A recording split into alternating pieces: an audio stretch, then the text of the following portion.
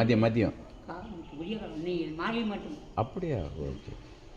பஜனை இருக்குல்ல, ஆமாம். அதனால் மாறி மாதிரி ரெண்டு ரெண்டு நேரத்துக்கு ஒரு